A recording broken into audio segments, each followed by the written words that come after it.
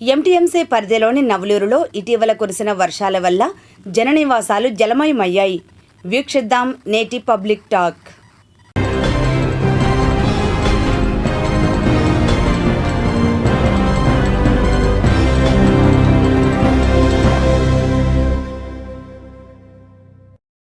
రోడ్ల నిర్మాణాలు, డ్రైనేజ్ వగైరా సమస్యలు వెలుగులోకి వచ్చేది వర్షాకాలంలోనే.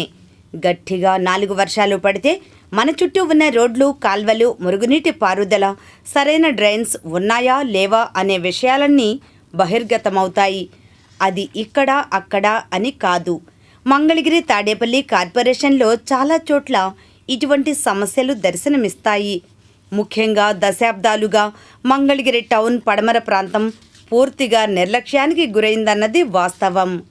మున్సిపల్ టౌన్గా ఉన్నప్పటి నుండి కూడా గౌతమ బుద్ధ రోడ్డుకు పడమర భాగం, అదేవిధంగా రైల్వే ట్రాక్కు పడమర భాగంలో ఉన్న వివిధ కాలనీలు, శివారు గ్రామాలలో కనీస సౌకర్యాలు లేని పరిస్థితి ఉంది.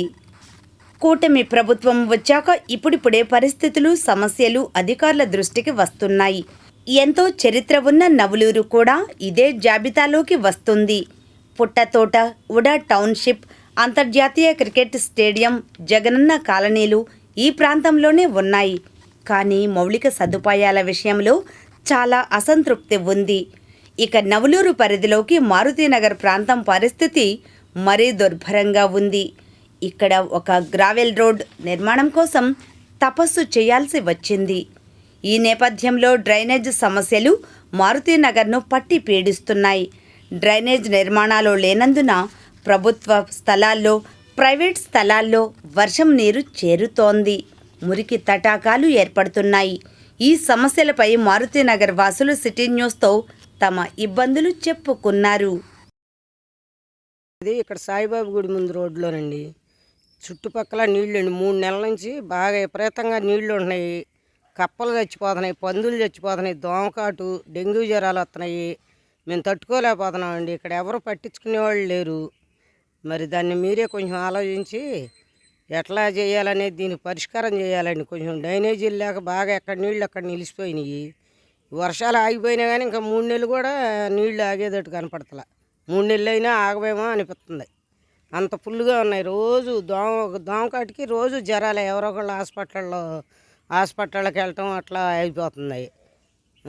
ఏం చేయాలో అర్థం కావట్లేదండి. జనాలు అందరూ బాగా మొన్న పట్టించుకునే వాళ్ళే లేరని అని అంటున్నారండి. కొంచెం మీరన్నా కొంచెం మంచి మనసు చేసుకుని దీనికి పరిష్కారం చూపించండి. నా పేరు శాంతి అండి. మా ఇళ్ళ దగ్గర అంతా వాన వచ్చినప్పుడు మొత్తం నీళ్ళంతా నిండిపోతుంది. దానివల్ల దోమలు ఇవన్నీ వచ్చి అసలు జనానికి జ్వరాలు, రోగాలు అంతా ఇదైపోతుంది. పందులు కూడా చచ్చిపోతున్నాయి సార్. ఎట్టయినా సరే మాకు న్యాయం చేయాలని చూస్తున్నాం సార్. ఎవరికి చెప్పినా పట్టించుకోవట్లేదు. మీరన్నా పట్టించుకుంటారేమో అని చెబుతున్నాం. ఆ తర్వాత ఎంటీఎంసీ కమిషనర్ షేక్ అలీం బాషా ఈ సమస్యపై స్పందించారు. త్వరలోనే ఈ సమస్యకు పరిష్కారం కనుగొంటామని అన్నారు. నవలూరులో కొంత ఓపెన్ ప్లాట్స్ చాలా ఉన్నాయి. ఓపెన్ ప్లాట్స్ ఉండడం వల్ల అక్కడ లో లయింగ్ ఏరియా కూడా ఉండడం వల్ల చాలా వాటర్ స్టాగ్నేషన్ ఉంది.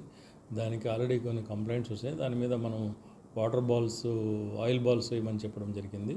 అదే తర్వాత ఆయిల్ బాల్స్తో పాటు మనం డ్రోన్ ద్వారా స్ప్రేయింగ్ చెప్పేసి ఆ ఏరియాస్ అన్ని కూడా ఆదేశాలు ఇవ్వడం జరిగింది. తర్వాత ఇది కొన్ని చోట్ల డ్రైనేజెస్ లేవు. మాకు లాస్ట్ కొంత ఫైనాన్షియల్ ఇష్యూస్ ఉన్నాయి కాబట్టి ఫైనాన్షియల్ ఇష్యూస్ బట్టి ప్రాధాన్యత క్రమంలో ఈ వర్క్స్ అన్ని టేకప్ చేయడం జరుగుతుంది. ఇదిలా ఉండగా డ్రైనేజ్ నిర్మాణాల విషయంలో ఇటీవల మన రాష్ట్రంలో ప్రయోగాత్మకంగా మ్యాజిక్ డ్రైన్స్ నిర్మాణాలు చేపడుతున్నారు. కృష్ణా జిల్లా నందిగామ తదితర ప్రాంతాల్లో ఈ మ్యాజిక్ డ్రైన్స్ నిర్మిస్తున్నారు. సాధారణ సిమెంట్ డ్రైన్ స్థానంలో ఈ మ్యాజిక్ డ్రైన్ ఉంటుంది.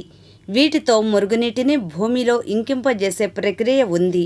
కిలోమీటర్ సిమెంట్ కాల్వ నిర్మాణానికి 50 లక్షలు ఖర్చు అయితే మ్యాజిక్ డ్రైన్ 9 లక్షల ఖర్చుతోనే పూర్తి చేయవచ్చునని సంబంధిత అధికారులు అంటున్నారు.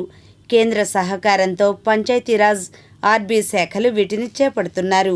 మంత్రి లోకేష్ మంగళగిరి ఎమ్మెల్యేగా ఉన్న పరిస్థితుల్లో మంగళగిరి నియోజకవర్గంలో కూడా మ్యాజిక్ డ్రైన్స్ను ప్రవేశపెడితే తక్కువ ఖర్చుతో ఎక్కువ ప్రాంతాల్లో డ్రైనేజ్ సమస్యలు లేకుండా చేయవచ్చు. ఆ దిశగా ఎంటీఎంసీ అధికారులు ఆలోచించాలని ఆశిద్దాం.